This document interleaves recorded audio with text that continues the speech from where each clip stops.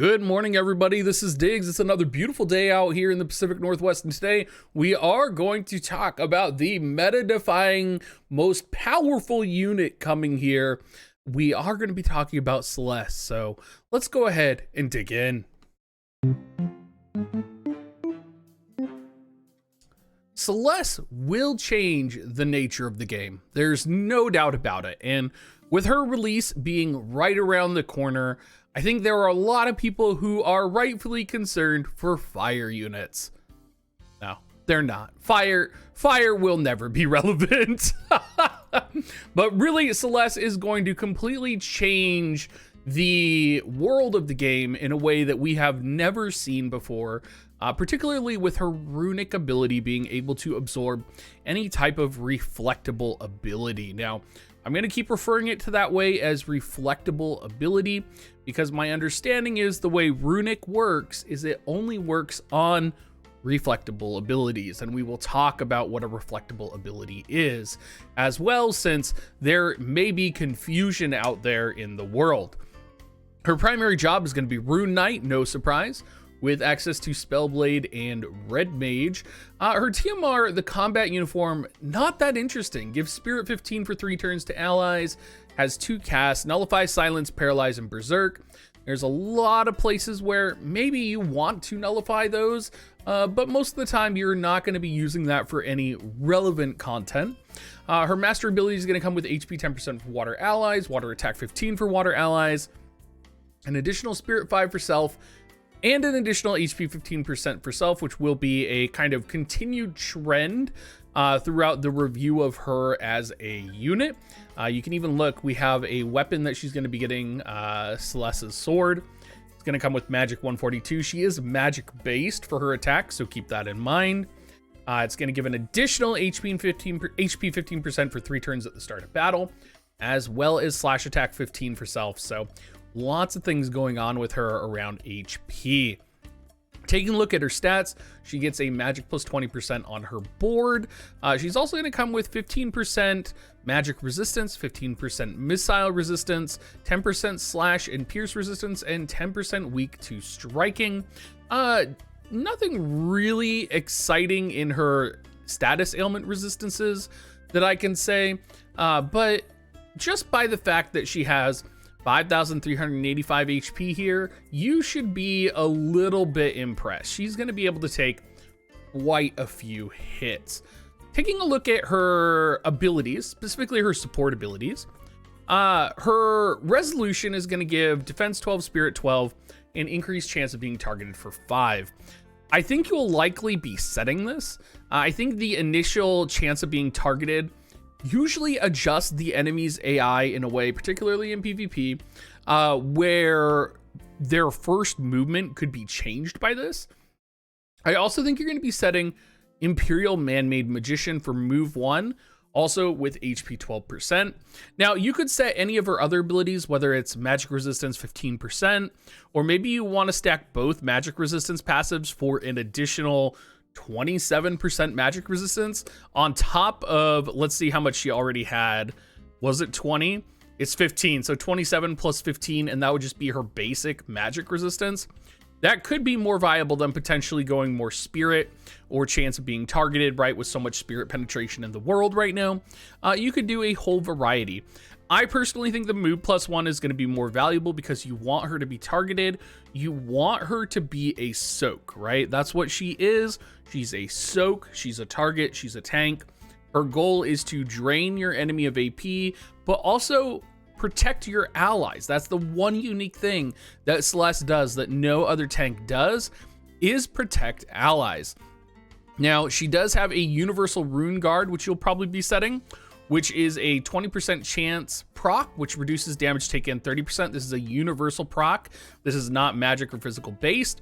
I think this is going to be what you're going to set. You could set magic reflex. I think you're going to want the universal damage mitigation to help her survive against non-magical or non-reflectable sources of damage. And then we get to her primary kit, and I'm going to skip ahead to her primary ability here magic sword. Now, a lot of you may know this as Runic. That's how it is displayed in a lot of other games. It basically gives a barrier around her, which enables her to absorb reflectable magic hits and restore TP and AP. And the initial version is going to absorb 1 reflectable magic. The upgraded version will absorb 2 reflectable magics. It's also going to grant Protect and Shell and fill her TP and AP for 3 turns for self as well. So it's the 3-turn shield. But when she absorbs magic, it'll restore her TP and AP. So what is Runic? How does it function? What are the abilities that are going to be absorbed by it? I think of Runic both as a magic shield as well as a magic shield for allies. And if you say have an AoE spell cast on Celes and your ally is right next to you, let's say it's Blizzaga, and you have Runic up, Celes will absorb the hit for your ally. So your ally is not going to receive damage from Blizzaga. This is very powerful, of course, against Black Rose Helena. It's very powerful against a variety of magic users. But the key word here is that it's only powerful against reflectable magic abilities.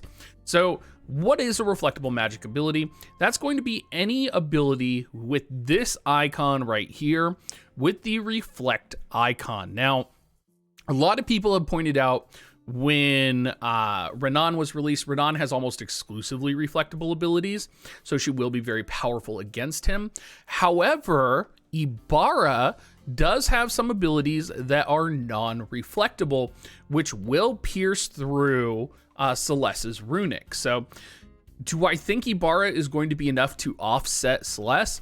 Probably not. I think it'll probably balance out pretty nicely, but something to keep in mind. Another thing to consider is that Runic will not absorb limit breaks. So Skahal limit break, Ibarra limit break, you know, these types of things are things that cannot be absorbed by Runic. So keep this all in mind as you are considering this ability, because this ability is very powerful against people who are not prepared for it, right? Who, you know, maybe come in and they think, oh, I'm just going to deal some damage. I'm going to take down my opponents relatively easily. That would be like me, right? Like I just throw units together and throw them at my opponent.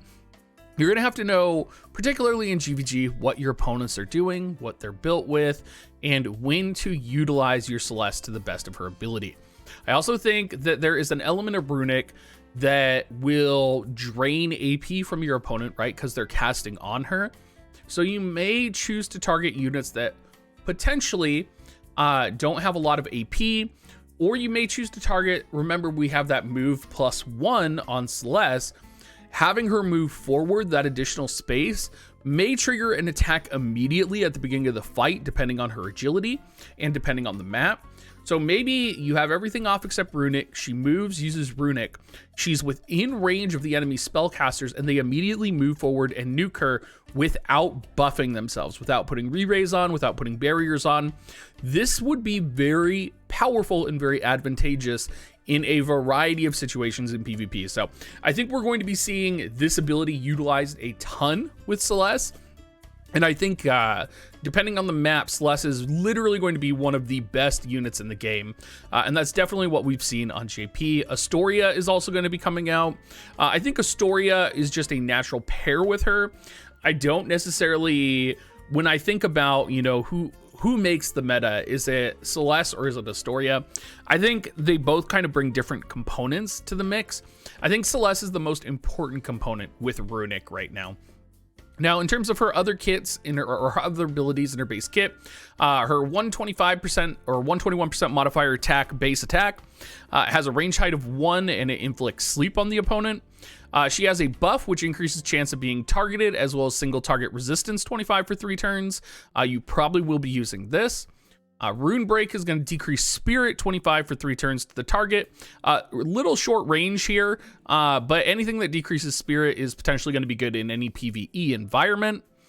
Magic Buster is probably the most viable ability that she has, and it's really nice because it's AoE. So it's going to decrease AoE resistance 20% for 3 turns, 165% modifier damage, and it's going to decrease magic 39%. So very powerful to, maybe bait the mages forward and then slam them with this attack to lower their magic. Gonna give her even more survivability here. Magic Sword of Purification, dispel all buffs for self, or dispel all debuffs for self, 200% modifier. Interestingly, it's a attack that also dispels all of her debuffs, which is a very weird thing to say. It almost seems like it should dispel all debuffs for the opponent, but it says it dispels all debuffs for self, and it's a 2-range, 200% modifier attack. Very odd. I don't think I've seen anything like this in the game so far. But definitely something to keep in mind.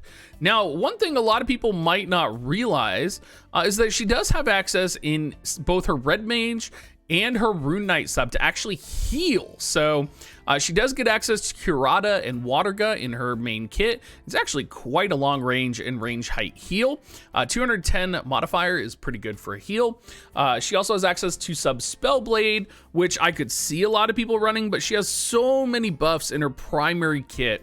I don't imagine she's going to be running Spellblade as opposed to Red Mage, because Jamming Thrust is just so good. Like, I think if there's one thing everybody in my chat can agree on, and in all of my videos, it is the universal utility of Jamming Thrust. And I think we'll be seeing sub Red Mage on her quite a bit. Her Limit Burst is going to be a 200% modifier attack, increases all attack resistance 15% for 3 turns. Could be another ability where, she pops Runic, moves forward, the mages move forward and nuke her, she absorbs those abilities, then she has enough AP to pop her Limit Break after that on the opponent. I could absolutely see some combos like that.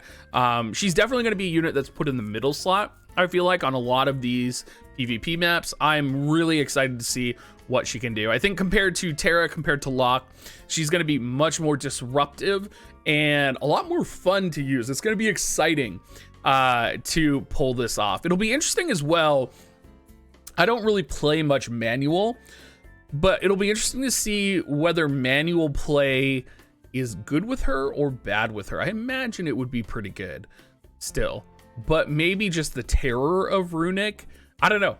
We'll have to see. Anyway, everybody, thank you so much for watching. If you do want to support me, you can use my affiliate link, dig.gs/coins or dig.gs/offer, and have a great rest of your day.